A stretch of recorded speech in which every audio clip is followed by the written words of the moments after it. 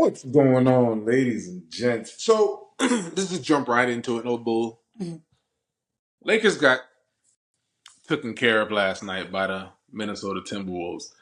So I'm watching the game, and I'm trying to figure out what is it that JJ Redick was processing. So he got questioned earlier in the game about his decision to play the starting five the same way he did in game four. And I'm thinking, what is it that everybody keeps trying to do this small ball thing?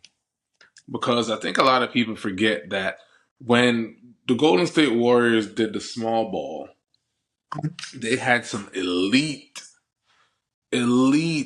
scorers. Kevin Durant, Steph Curry, Klay Thompson. Like, you have elite scorers on your squad. Kevin Durant was 7 foot, so imagine a 7 footer like Rudy Gobert trying to guard Kevin Durant. It's not happening, right? Because KD can take you off the dribble, pull up, whatever, post up. He can do it absolutely everything. But in this series with the Timberwolves, the Lakers had two bigs on the bench that barely touched the court. Jackson Hayes, 7 footer. Alex Len, 7 footer.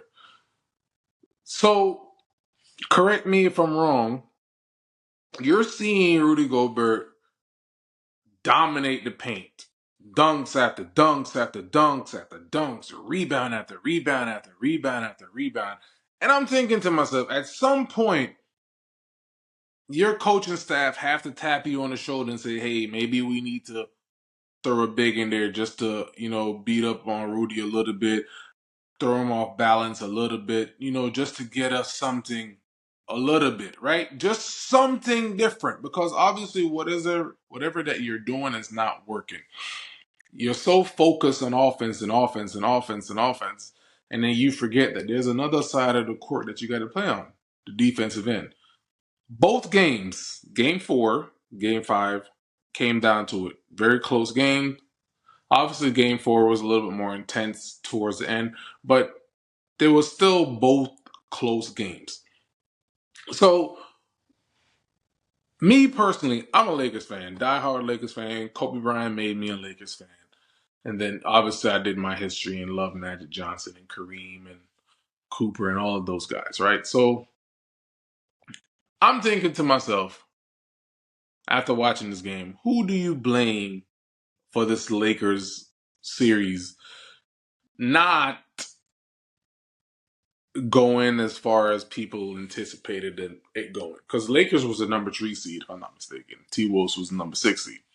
So you would probably thinking, oh, the Lakers are going to win the series because they're the highest seed. T-Wolves, to me, were downplaying all season. They finally woke up. Playoff is here. They're on it. Excuse me. Luka Doncic, great offensive player. Freaking phenomenal skill. He plays at his own pace. You can never speed him up when he's on offense. Defense, it's atrocity. It's ridiculous. For you to be that talented offensively and your defense is just non-existent at all, I don't know what to say about that. I mean, bro, you gotta do something, because it's not. Yes, you can learn different techniques and how to do this. I remember when Kobe asked Gary Payton how to do certain things on defense. I remember it was an All-Star game, and I was watching Gary Payton show Kobe how he did certain things on defense. Yes, there are techniques you can ask, but when it all comes down to it, it's heart. When you play defense, it's heart that you must have. You gotta have heart. And Luka don't seem to have that same motor on offense for defense. When the trade went down for Luka for AD, everybody was like, oh man, Luka going to the Lakers is gonna be oh yeah, championship and this and that. I'm like, yeah. Pump your brakes. People can talk all they want about Anthony Davis. But one thing about AD, his defense is immaculate. That man is an all-time defender. And that's the plus side of his game. He can give you a 30-point game. He can give you 5-6 assists a game. He can give you all of these offensive rebounds. He can give you all of these statistics on the offense.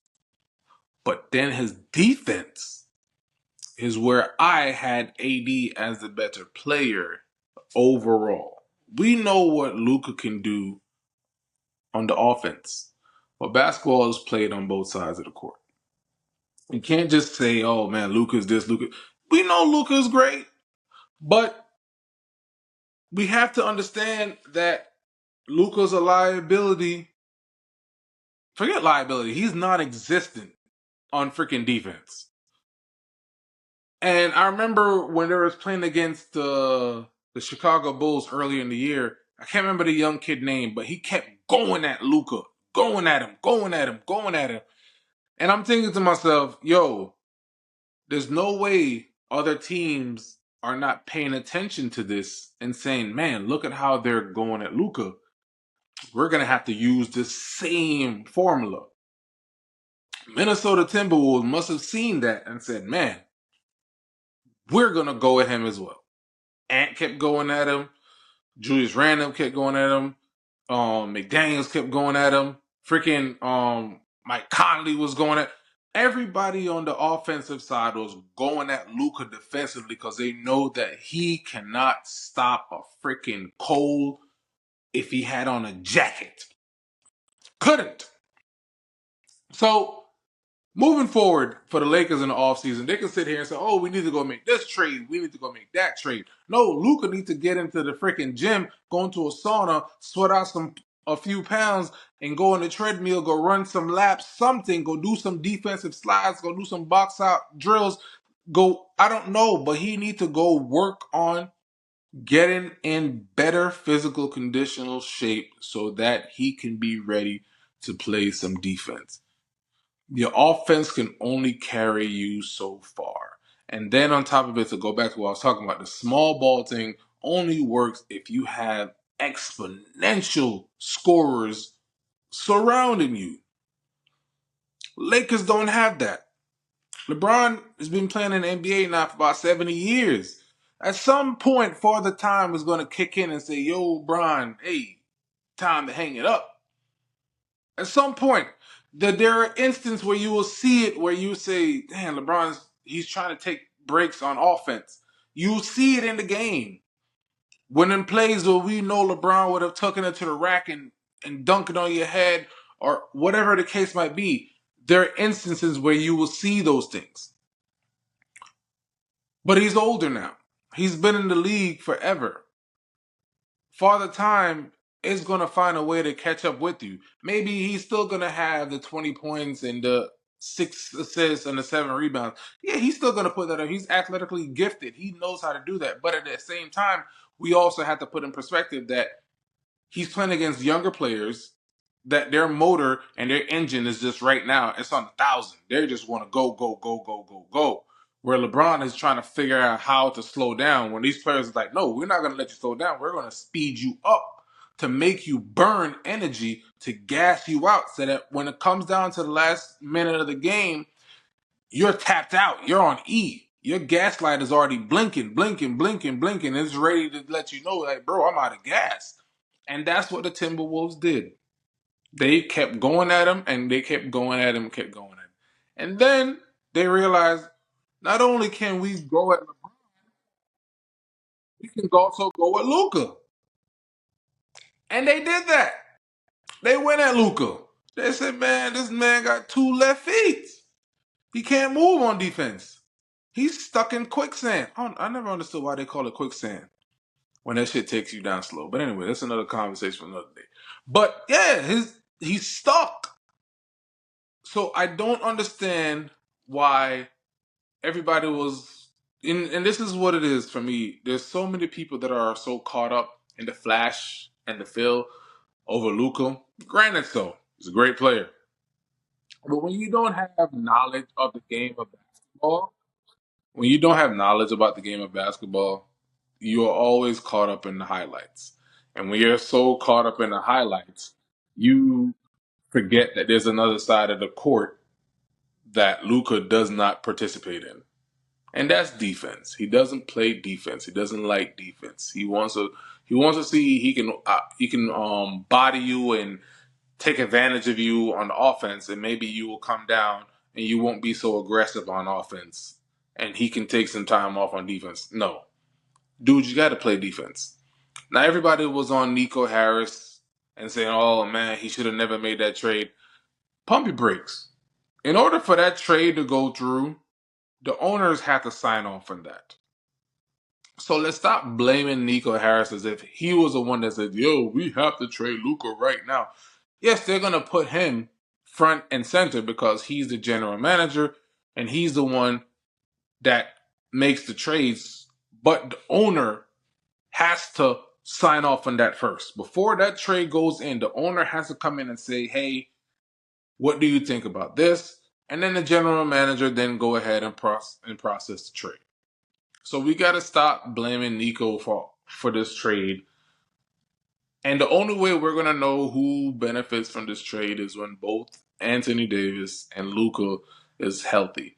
Me personally, I think the Mavericks are going to benefit more. Kyrie's going to come back stronger than ever. AD's already healed. He's going to take his time off, come back better. To me, Dallas has a more complete team than the Lakers do right now. Excuse me. The Lakers still have a lot of patches. To me, watching the Lakers this year, I don't see where they lack other than finding another star to go along with Luka. Because I don't see how much longer LeBron can keep this up. I don't know how much longer. 22 years going into year 23 is going to be rough.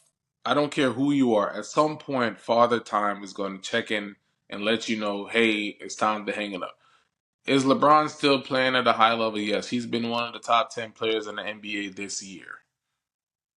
But at some point, you can only outrun Father Time for so long.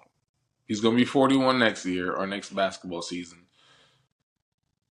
What are the Lakers going to do? Are they going to just fill the whole roster up with a whole bunch of athletic wings and athletic bigs so that Luka could just go score 30 and 40 points a game?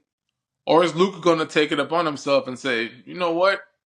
I need to work on my conditioning. I need to work on my defense. I need to go into the lab and work on defense. Now, can you work on your defense? Yes. But when it all comes down to it, it's heart. And I don't see the heart in Luka on defense. I don't see the same that, that fire in your eyes that he has on offense for defense. In order for Luka to be great, and he's a great offensive player, but in order for him to be completely great, you got to start making some effort on defense. Got to start making some effort. So, Lakers in five. Lakers in five. That's all I kept hearing. Lakers in five. Lakers in five. Lakers lost in five. That boy Anthony Edwards. Good Lord have mercy. To me, he's the best player in the NBA. Now everybody want to talk about Shea and talk about Giannis and talk about the Joker and Luka. Rightfully so. These are great players.